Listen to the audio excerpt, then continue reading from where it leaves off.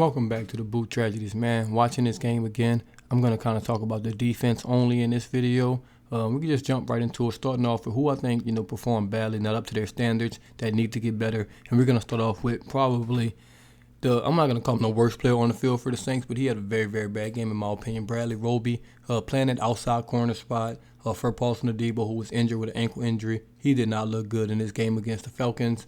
Coverage was bad. He did have a nice play on Kyle Pitts, which should have been a fumble. We couldn't challenge it because it was under 2 minutes, and obviously the boot review never challenged it for us. But I just don't think Roby had the best game, to his standards. Maybe when Adebo comes back and he goes back to that slot role, he'll be a little better. But Drake London was doing what he wanted against Roby, so he's going to have to play better, especially after, losing C.J. Gardner-Johnson via trade to the Eagles. He's going to have to be better because that was one of the main reasons we let Gardner-Johnson go, is because we had Roby, someone that could play in that slot role. And I'm sure he knows he has to play better, so that's not going to be any major thing for him. He's a pro. He's a veteran. He's going to come back. He's going to, do what he needs to do to be a better football player for the Saints. We could just keep it at the cornerback position since we're here. I think Marshawn Lattimore, he's still Marshawn Lattimore. He's still him. I'm going to go on say it. He's the best cornerback in football. I think he gave up for the game. 1 catch for 6 yards.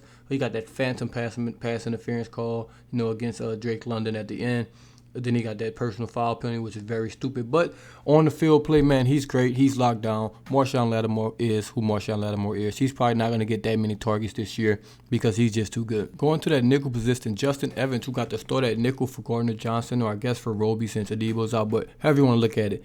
This man has not played an NFL game in 1,379 days, and he came out there and he looked decent. He actually looked pretty good in that nickel role. Didn't play great, didn't play terrible. He was actually solid in that role. I think he did a good job filling in for Roby/Adebo. I think he's going to keep improving, man. I think he's really good. He earned a roster spot on this team, and I'm glad he came out there in that first game and played well. Switching on to the safeties, Tyrone Matthew, Marcus Maye. I think they had some good moments in this game, especially Marcus Maye. But we'll start with Tyrone. He wasn't all over the field. Tyrone got a late start to this training camp this offseason because he had some personal issues going on. So I think he's going to take maybe a week or two to still get back up to game speed, get into shape, and things like that. He didn't play a bad game by any means or a stretch of the imagination. He was where he was supposed to be. He did all the right things. He's a smart player. I know he'll start impacting these games more and more and more as the season goes on. Now we're going to go with Marcus Maye, who was everywhere, man, in the run game, pass game, forcing fumbles, making tackles. He was excellent in this game. He played a very, very good game, which makes me even more mad that he's probably going to get suspended this year. Only bad play he had was on that deep ball. He took a terrible, terrible angle on the receiver, got that pass interference, put the ball on the 2-yard line, and I think Marcus Mariota ran a quarterback sneak for a touchdown. But other than that, he played fantastic. That was a great signing. I'm going to have to watch more film on him playing that deep third, but coming in the box, making tackles, making plays, he was excellent in that situation. Now we'll just go with the linebackers, Pete Werner, Demario Davis. I think Demario Davis had an average game, and this is I'm putting this on Demario Davis standards. Now, this is all pro standards when we're talking about Demario Davis.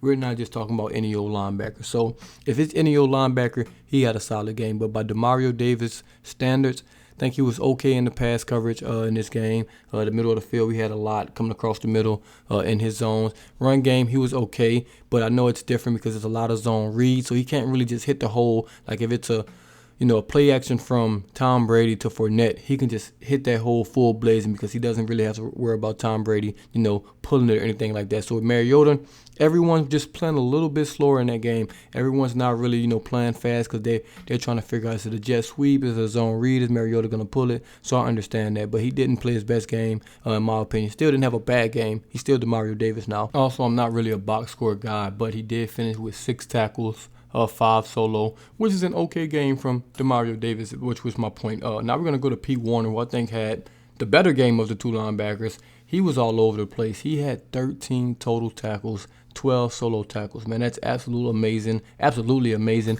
Getting his first start this year, was injured all training camp, injured all preseason, didn't really get to play. So for your first game to come out there, get 13 tackles, led the team, 12 solo tackles, also led the team, got a tackle for loss on Mariota on the zone read, got beat on like a little seam route to the Falcons receiver, forced a fumble on that. He was everywhere on that field. He played a great game, man. Like I said, 13 tackles, 12 solo, 1 tackle for loss, a forced fumble. That was just a great performance by Pete Werner. I think Bradley Roby actually covered that fumble too, if I remember correctly. Now, Now we're going to go to the defensive line, who I think had the worst performance out of any group on the field. Let's start with Cam Jordan, who I guess had the best day. He finished with 7 tackles, 5 solo, 1 tackle for loss. He was pretty good in the run game. I don't think he was his best in the run game, but he was solid as always. Cam Jordan's always going to be solid in the run game. Now, pass rush, oh, man, it's kind of starting off how I started off last year. I'm not going to overreact to one game just because, like I said, it's a lot of zone read, a lot of guys playing slower just because the way the Falcons run their offense. So I do think Cam Jordan played okay. If I had to grade him on Cam Jordan standards, it was a C. A C game for him, C+ game for him. Nothing crazy. Wasn't bad, wasn't good. He was just kind of out there. He was one of the guys, honestly. And Cam Jordan should never be one of the guys. Now we're going to talk about those defensive tackles. Or before that, let's talk about Marcus Davenport. First game, no training camp basically, no preseason basically, and he still popped off my screen. He didn't make as many plays, didn't play as many snaps, but he still popped off the screen. A lot of bull rushes. He's still fast, athletic, all of those things. So he looked good in some plays. Obviously, he's not going to be up to 100% maybe for a couple weeks. He's kind of on that Tyrone Matthew, maybe even further behind than Tyrone Matthew just because he hasn't done much. But he did have some plays that popped off the screen, but didn't really make a huge impact on this game. Now, the defensive tackles, who I think had the worst performance out of anyone. David Onyemata and Shy Tuttle got pushed around, got abused up that middle. They were getting pushed back 3, 4, 5 yards into the linebackers. They did not have a good performance against the Falcons. Kentavious Street got some burn. He didn't really look great in the plays I did watch. I have to watch again to see how many snaps he got and actually watch all of his snaps. But that defensive front, we got pushed around. We got manhandled. I'm not going to overreact to Peyton Turner not really playing and not really making any plays because it's only game 1. But come on, that's a first-round pick. He has to be out there. He has to be making plays. He has to be on the field contributing in some way. I know he blocked the field goal at the end, but I need to see him on that defense making plays for us, man. He's too talented. He's got, all the attributes to be a good defensive end in this league, but we have to see it.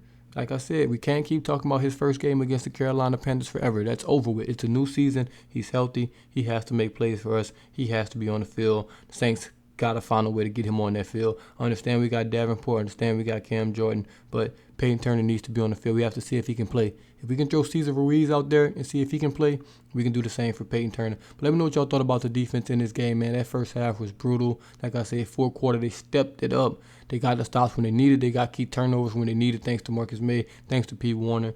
Defense, stepped up in that fourth quarter, but those first 3 quarters were awful. Let me know what y'all think in the comments below. And as always, this is DaBoot Tragedies, and I'm out.